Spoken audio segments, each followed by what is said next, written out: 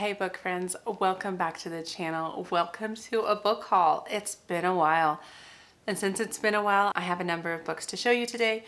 I think it's like 20-ish books to share with you today. And it's been fun because I've been collecting them from a number of different places. A lot of them have come from Pango books. So I have a book outlet order as well as some books from my wonderful, beautiful sister. So let's just hop in to my book haul for kind of the first quarter of the year.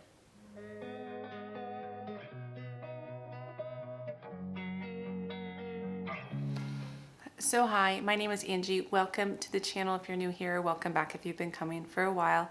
Like I said, today's video is a book haul. I'm just gonna hop in because it's a pretty good assortment of a lot of genres I like. Honestly, as I'm looking at it, it's mostly fantasy and historical fiction. There's a couple thrillers in there, but really not too many. So let's just hop in no particular order. So this book, I've been interested in this book for a while. It was on Book of the Month and I never picked it up. I almost did so many times. So it's called Send For Me by Lauren Fox. And it sounds kind of like a generational book. So it's about this woman and this family in, I believe, Germany during World War II who own a bakery or something like that. And they don't believe that everything's going to happen until it starts happening. But her and her husband and new daughter are able to escape the country and I believe go to like Wisconsin or something like that. And then the story picks up a number of generations later with like the granddaughter and it goes from there. I'm not honestly sure exactly what it's about, but oh, I've been tempted to pick it up so many times and then I found it in this big historical fiction kind of bundle on Pango, which is where actually all 7 of these historical fiction books came from. All right, so I picked up these 2 books. I'm in the middle of this one, and then I also picked up this one. So this is The Blade Itself by Joe Abercrombie, and Before They Are Hanged by Joe Abercrombie. And it's all part of the First Law trilogy. And I picked it up because I wanted to join in on the, what's it called, the Catch Up Book Club on Becca and the Books channel. I'll link it all down below. I just wanted to be a part of one of their like 1.5 year long reading challenges. And it starts with this book. It's a whole First Law universe, I guess. I'm slowly working my way through this. And it is described as kind of a grim, dark fantasy, which I would agree with based on reading the first 3/4 of this book, is that it is. And this one follows some characters, mainly a like inquisitor or torturer, a barbarian, like aristocrat who likes fencing, as there is like this brewing war situation. Like there's these northerners who are going to attack, I believe it's called like the Union, and all these people are being kind of described. So this is a huge character setup book. I'm still kind of waiting for what's going to happen plot wise, but I've heard good things and enough that I just picked up the second book. And so we'll see if I like this series, and I'm excited to do it with that book club. So I picked up both of those books. Here's a couple more historical fiction from that Pango book order. And so this one's We Must Be Brave by Frances Lydet. And this is A Woman, a War, a Child Who Changed Everything. So this is December 1940s. So we're talking a World War II story. And so it sounds like there's bombs falling in England and everybody's kind of fleeing to the countryside villages. And this woman who's newly married finds a girl who's asleep and kind of abandoned on the back of a bus, and she has always been someone who doesn't want kids, but she takes her in, and I think it tells their story, which just sounds heartwarming, a little more heartwarming than some World War II books, but I could be wrong. You know, it is a World War II book. And this one's called The Flight Girls by Noelle Salazar. It's about the women Air Force service pilots. So that, again, we're talking World War II, and this is kind of Pearl Harbor. It's following a number of girls. This main character of Audrey, she always wanted to be a pilot, and then she gets involved in the war in Pearl Harbor, and she's kind of flying over Pearl Harbor when the bombs start to drop. So yeah, that just sounds really interesting. It's just a different take on World War II. So I'm excited for that. I also picked up this one. So this was a book outlet order. So it's called Ordinary Monsters by J.M. Miro. And I believe this kind of has like a society or a school for magical kids or kids that don't fit in. I believe that's the basic premise. and it's set in England of 1882. So it was like a historical fantasy, I believe, which is what drew me into it. Yeah, it sounds like children with talents go to the school, and then it's a matter of like, are the people running the school trustworthy, I believe. I don't know too much more.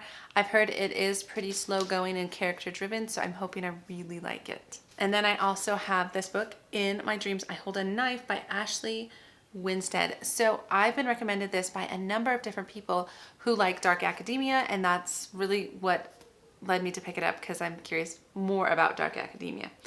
And this is about 6 friends, 1 college reunion, 1 unsolved murder. So it sounds like it's kind of a reunion of sorts. So 10 years after graduation, she goes back to the university, back to her close-knit friends, and back to the unsolved murder of one of her closest friends, although it sounds like not everybody has let go of the murder. So that sounds totally dark academia. So I'm excited about that. And then I also got sent this book from an author, which has to do, I believe it's the second book in this series. So this one's called Madame Pommery by Rebecca Rosenberg, and it's the Champagne Widows novel. So I have the first one, Champagne Widows, which was about a woman who grew up in France and her husband died, and then she couldn't run her own winery or her own vineyard or something like that. And then she goes on to kind of push against tradition. I'm not sure where this goes from there, but I'm interested in it. It's set in Champagne, France in 1860. So a good historical fiction book there. And then, I picked up a number of Agatha Christie books from Book Outlet. So I have these 3. So this is Hercule Poirot's Christmas. So I will be saving this until next year or next Christmas. And then I have the ABC Murders. And then I have The Pale Horse. So I just wanted more Agatha Christie on my shelves, because sometimes I just really want to read one of her books and I like having choices. And so this one, and I'm not sure if this is like a Hercule Poirot or Miss Marple, but it sounds like there's an elderly priest who is murdered, and then it says Mark Easterbrook and his sidekick Ginger Corin are determined to find out. So not sure, but that sounds interesting. And then this obviously is a Hercule Poirot book. On Christmas Eve, it sounds like there's a family who's gathered, and then there's a scream from upstairs, and it actually ends up being the grandfather, it sounds like, dead in a pool of blood. Also sounds good. And then this ABC Murders, I feel like this one's a more famous one. And it says there's a serial killer on the loose working his way through the alphabet, and the whole country is in a state of panic. So yes, that one is a Hercule Poirot. I'm excited for that one as well. So those are 3 that I picked up. Let me know if anybody's read any of these or if they're favorites or not. She has so many books that I just never know which ones, but I'm excited. And then this book I got from my sister. She's a sweetheart. So it's The Magnolia Palace by Fiona Davis. It's a book of the month, and I feel like I also almost picked this one up because it was a historical fiction set during the Gilded Ages. And so this is 8 months since losing her mother to the Spanish flu. So we're talking turn of the century. Sounds like she was, prior to her mother's death, like involved in the art world. And then after her mother died, she kind of needed to find employment, and she worked at this eccentric mansion as a secretary, and then some things started to happen. I think there might even be a murder. Maybe. So I'm not sure. Maybe this is a thriller book. I don't know, but I wanted to read it, and that one looks really good.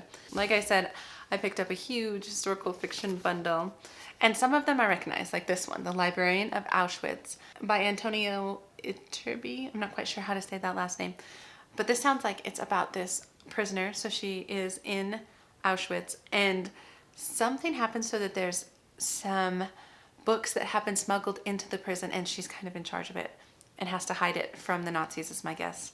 And then this one's The Light Over London by Julia Kelly. So it sounds like a kind of book that is a little dual timeline. So Kara in the present day is an antiques dealer, and she finds an old diary from World War II, and she goes through trying to kind of discover who it is, what's going on, and then it leads back to her family secrets. Sounds kind of like a common trope in the historical fiction, especially World War II books, but I'm excited for it. Another one I'm super excited for. I just need to pick it up. I'm ready to continue on with the series with the Red Rising trilogy. This is the second trilogy installment. It's called Iron Gold by Pierce Brown. It follows the same set of characters just 10 years after the conclusion of Morning Star. And in these books, or in this world, there's a man named Darrow who at the beginning found himself as the start of a rebellion because he was part of what's called the Red group in society, and the Reds are low in the hierarchy and the Golds are high, and the Golds are pretty much oppressing the Reds, and he wants to push back against that. And that happens throughout that whole first trilogy, and there's so much that happens. It's really a very entertaining science fiction book. I loved it. It is a bit brutal. I don't feel like I always notice when books are a little bit like gory or things like that if I'm really attached to the characters and the plot. And that's how I felt with that whole first trilogy. But this is the next one, and it actually is said to bring in some extra characters or some extra point of views, which will be different because the first trilogy was told solely from Darrow's point of view. So I'm excited to see how that plays out. A few more here, a few more. And then I have The Maid, which I've heard nonstop things about last year, about this woman who works as a maid and found a dead body, and then I think she's being blamed for it. Something to that notion. I haven't really looked. That's just from what I know from what other people have talked about. And I think it might have won. Did it win the best thriller of the year for Goodreads Choice Awards? I'm not sure. But then I also have the You're Invited by Amanda Jadisa. I'm not quite sure how to say the last name. But this says she'll wish she never RSVP'd. This must be a wedding one. I didn't really look at it. It says, what could be worse than your ex-boyfriend marrying your childhood best friend? Getting accused of murder. Oh, so this sounds good. Kind of giving me vibes of, what's that book? By Lucy Foley. You know which one I'm talking about. Anyway, so I'm excited about this. I don't know too much more. I'll put it down. So Daughter of the Reich by Louis Fenn. And so, again, I'm sure it's another World War II book if we're talking about the Reich, right? It says she must choose between loyalty to her country and a love that could be her destruction. So she is a daughter of a high-powered Nazi officer.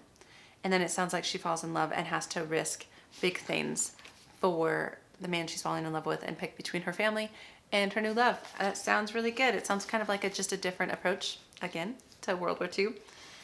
And then I also picked up A Single Thread by Tracy Chevalier. I tried to read this and I didn't love it, but I know a lot of people love it. So this is about a woman post-World War I. So this is in a time when there's like a surplus amount of women, or they're called the surplus women, when there's just not enough men to marry all these women. And so there are a lot of women who are single. And we're following a character who is kind of lonely, and she's working her typist job just to make ends meet, but it's hard. And then she stumbles into this kind of embroidery club where they are embroidering some cushions for the cathedral, and she starts to make friends, and it starts to change her life. And then she starts to find herself from there.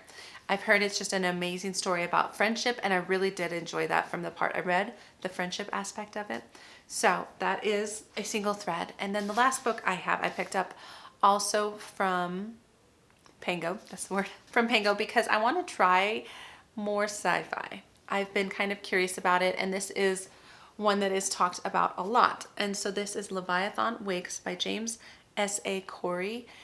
I'm not quite sure. It is the beginning of, I think, what's called the Expanse series. And so this says humanity has colonized the solar system, Mars, the moon, asteroid belt, and beyond. And we're following a main character called Jim Holden. I believe he is like the captain of a ship or something like that. And then there's also this missing girl. And so we're following this detective who's looking for this missing girl. And these two characters must thread the needle between the Earth government and the outer planet's revolutionaries. I've heard really good things. This is a very large series. I feel like I could get into it. I feel like if it's character driven enough without too much crazy science fiction stuff, I feel like I could really like it. So yes, not bad. I feel like for the first 3 months of the year, I did pretty good. A lot of that I got pretty cheap. I just like having options on my shelves. I'm not worried about reading all the books on my shelves. I just really like having them there because that's how I pick my TBRs, is I usually go to my shelves. And so anyway, that's my latest haul, you guys. What did you think of the books? Did you like any of them? Have you read any of them? Especially those historical fiction books, because I just picked up a whole bundle, like I said. A couple of them I really wanted, and then I got some extras. And so let me know if you've read them and if you think I would like them. or any of the other books for that matter. So I hope you're doing well. And if you like the video, give it a thumbs up and subscribe to the channel if you want to. And otherwise, guys, I will see you in the next book video. Okay, take care.